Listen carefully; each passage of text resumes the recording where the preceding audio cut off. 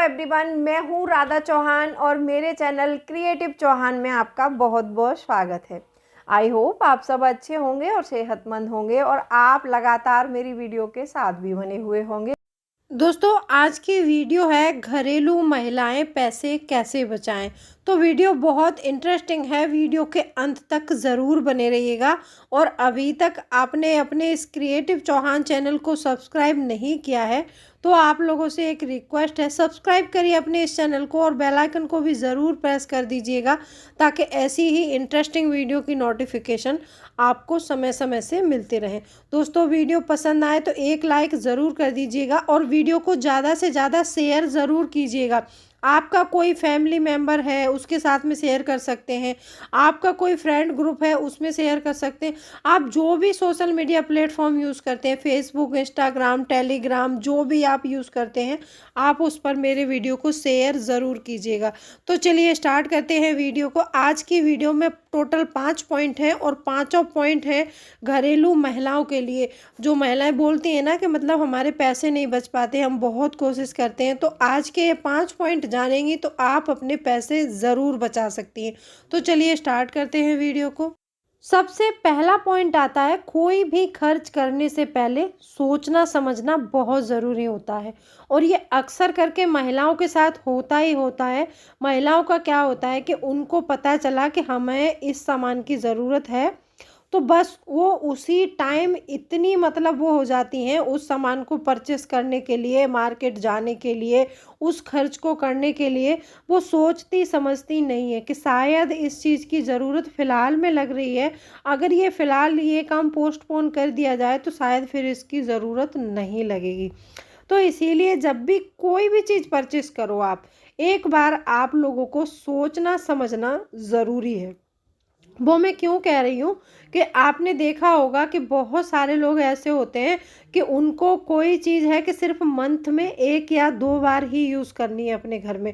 तो ऐसी चीज़ को हम रेंट पर भी ला सकते हैं, वो होम से रिलेटेड हो या हमारे घर में कोई भी ऐसी चीज़ है कि मतलब जैसे सिर्फ हम मंथ में 1 बार चाहिए या फिर ईयर में 1 बार चाहिए, तो ऐसी चीज़ को अपना रेंट पे लेके आप काम चला सकते हैं।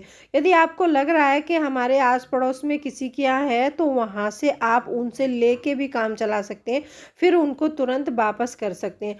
तो उसको आपको परचेस करने की कोई ज़्यादा ज़रूरत नहीं है। तो ऐसी चीज़ों को सोचना समझना है कि ये चीज़ अगर हम परचेस ना करके किसी से मतलब लेकर काम चला लें या फिर रेंट पे मंगा कर काम चला सकते हैं, तो ऐसी चीज़ों को रेंट पर लेके काम चला लीजिएगा और उस खर्च को आप रोक सकते हैं, उस पैसे को आप बचा सकते हैं। दूसरा पॉइंट आता है कि सेल में जाने से पहले 10 बार सोचना समझना है आप लोगों को। अक्सर करके ये हम महिलाओं के अंदर आदत होती है कि जब भी किसी सेल का नाम सुनते हैं तो सुनते ही सेल का नाम पगला जाते हैं। सबसे पहले हमारे दिमाग में क्या आता है पता है? वहाँ पे अगर सेल चल रही है तो सामान सस्ता मिलेगा। सामान आपको भले ही सस्ता मिलेगा लेकिन उसकी जो क्वालिटी है ना, वो बहुत घटिया क्वालिटी का प्रोडक्ट मिलेगा आपको।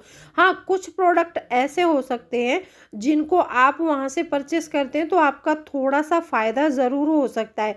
जैसे मान लो डेली वेयर के क्लॉथ्स हैं, अभी जैसे सर्दियाँ चल रही हैं तो सर्दियों में स्वेटर वगैरह हल्के में आ जाते हैं, तो आपको लगता है कि आप डेली डेली कहीं जाते हैं और आपको सिर्फ नया ही पहनना है, तो आप वहाँ से 2-4 जोड़ी गर्म कपड़े या फिर ऐसे बच्चों के डेली वेयर वाले कपड़े सिर्फ हमें एक सीज़न यूज़ करने, अगले सीज़न में हम उनको नहीं पहनेंगे।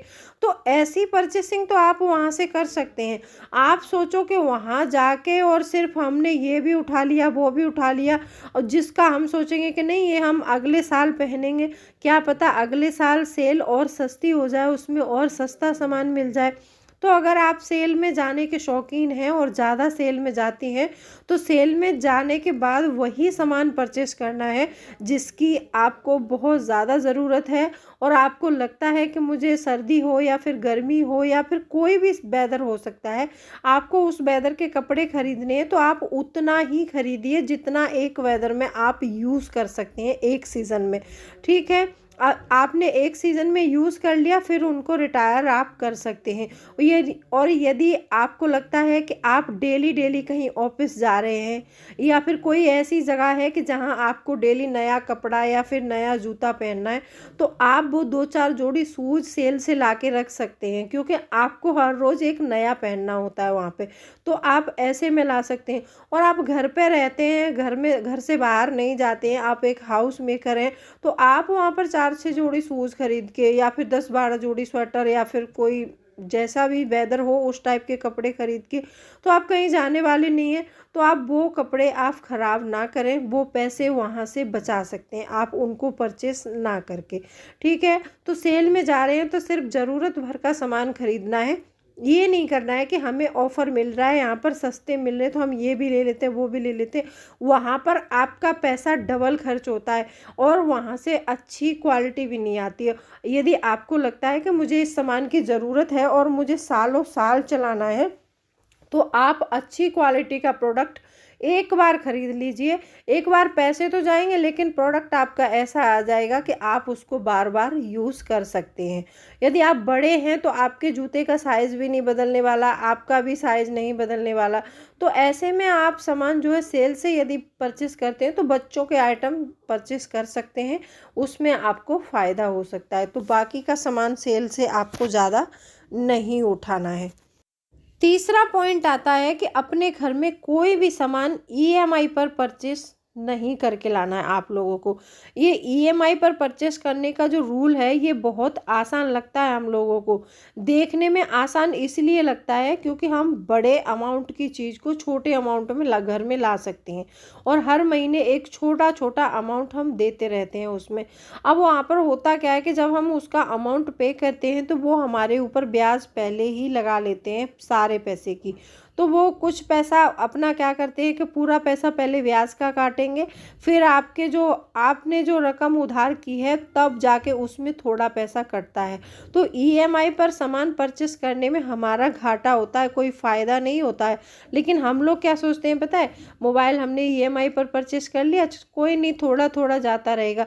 जब हमें ज़्यादा ज़रूरत होती है, पैसे की सख्त ज़रूरत होती है, तो उस समय हमारे पास पैसा बिल्कुल नहीं होता है ज़रूरत भर के लिए, क्योंकि यहाँ पर हमने अपनी पेमेंट का हिसाब पहले ही करके रखा है।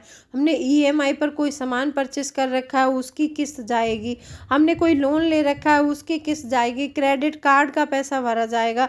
ये सारी चीज़ें जो होती हैं ना, घुमा फिरा कर हमारे सारे पेमेंट को चट कर जाती हैं। तो हमें ऐसे बजट में बिल्कुल नहीं रहना है कि जो बजट हमारे सारे पैसे को खा जाए। तो यहाँ पर आपको याद रखना है कि ईएमआई पर कोई भी सामान परचेस करने से पहले आप उस सामान के लिए बचत कर सकते हैं। आप क्या कर सकते हैं, थोड़ा थोड़ा पैसा, जैसे मान लो कि आपका सामान 6,000 रुपये का कोई ऐसा सामान है जो आपको परचेस करना है, तो आप उसके लिए 1500 एक महीने में जमा कर लीजिए, 1,000 एक महीने में जमा कर लीजिए।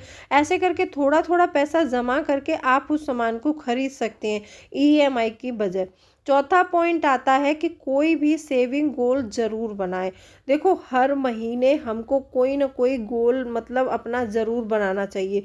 बहुत से लोग ऐसे होते हैं कि मतलब कोई भी टारगेट नहीं रखते हैं, और महिलाओं को अक्सर करके अपना हर मंथ एक छोटे अमाउंट का ही सही गोल ज़रूर बनाना चाहिए। मान लो हमें लगता है कि हमारे घर में पैसा नहीं बच रहा है, तो हमें हर महीने अपने आप को एक चैलेंज देना चाहिए, जो कि मैं सेविंग चैलेंज हर मंथ आपको बताती हूँ।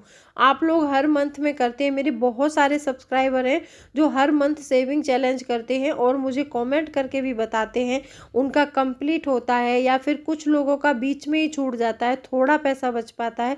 लेकिन जो लोग पहले पैसे नहीं बचा रहे थे वो अब सेविंग चैलेंज के ज़रिए पैसे बचाने लगे हैं। तो इसीलिए आप हर मंथ एक टारगेट रख लीजिए कि मुझे इस महीने में 1,000 रुपये की बचत करनी है। तो आप उसी के हिसाब से अपने घर के खर्चों में कटौती और आप जो हर महीने एक अच्छा खासा अमाउंट शॉपिंग पर उड़ा देते हैं, उस अमाउंट में से थोड़ा थोड़ा पैसा ज़रूर बचाइए। आप देखते होंगे कि ऑनलाइन कितना शॉपिंग करते हैं, ऑफलाइन कितनी करते हैं, क्योंकि हर घर में यही समस्या है कि सबसे ज़्यादा जो औरतें हैं शॉपिंग पर ही ज़्यादा पैसा खर्च करती हैं। तो सारे पॉइंट मैंने आपको शॉपिंग से रिलेटेड ही बताए हैं। जब भी शॉपिंग के लिए जाएं तो एक लिस्ट बना के ज़रूर लेके जाएं। ये वीडियो का 5वां पॉइंट है और लास्ट पॉइंट है। लिस्ट के लिए क्यों कहती हूँ, क्योंकि कई बार हम बिना लिस्ट के जाते हैं तो बहुत सारा सामान ऐसा परचेस करके लाते हैं जिसकी हमें ज़रूरत नहीं होती है, वो सामान हम परचेस करके ले आते हैं, और जिसकी ज़रूरत होती है उस सामान को हम नहीं ला पाते हैं। तो यहाँ पर हमारा डबल पैसा खर्च होता है। फिर हम बाद में उस सामान को भी मंगाना तो पड़ेगा, क्योंकि उस सामान की हमें ज़रूरत थी, उसी के लिए हम मार्केट गए थे। तो इसीलिए हमने लिस्ट ना बना के उस सामान को नहीं परचेस किया, दूसरा किया, तो हमारे यहाँ पर डबल पैसे खर्च हो रहे हैं। अब वो कहीं से भी आए, कहीं से भी किसी को भी लाने पड़े, पैसे तो हमारे खर्च हो ही रहे हैं। बहुत सारी महिलाओं को ये रहता है कि आपको क्या देना, मुझे देना, चाहे भले ही आप दो या हस्बैंड दे, पैसे तो आपके घर से ही जाने वाले हैं। तो इसीलिए मतलब बहुत सारी ऐसे बेफिजूल के खर्चे हैं जो हम अपने घर में बैठे बैठे बढ़ा लेते हैं। ऐसे खर्चों को हमें नहीं करना चाहिए और कट करना चाहिए। कैसी लगी वीडियो कमेंट करके ज़रूर बताइएगा। चलिए मिलती हूँ अगले वीडियो में, तब तक के लिए bye bye. Thanks for watching.